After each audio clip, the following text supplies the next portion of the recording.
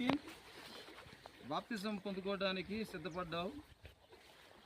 ఎవరన్నా బలవంతం చేశారా లేకపోతే నీకు నీవుగా సిద్ధపడ్డావా?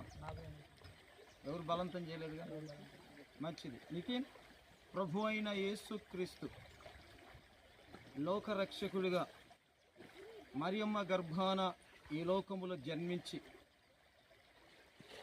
ఆయన లోకములో ఉన్న మానవులందరి కొరకు ఆ కలువరి సిలువలో ప్రాణం పెట్టి ఉన్నాడని నమ్ముచూ ఉన్నావా? ఆ ప్రభు అయిన యేసుక్రీస్తు మళ్ళీ తిరిగి నీ కొరకు రాబోతున్నాడని విశ్వాసం ఉంచుతున్నావా? ప్రభు అయిన యేసుక్రీస్తు కొరకు తీర్మానం చేసుకున్న నీవు బాప్తిసం తర్వాత ఈ లోకంలో అనేకమైన కష్టాలు, నష్టాలు, వ్యాధులు, బలహీనతలు, తొందరలు ఇవన్నీ వస్తాయి.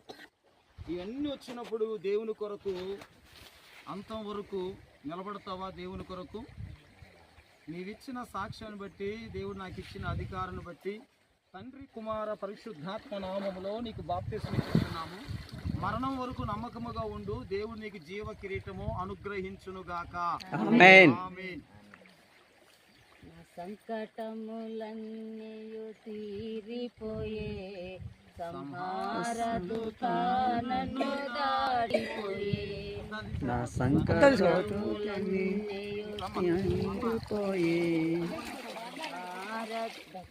అది తీసేయాలమ్మా.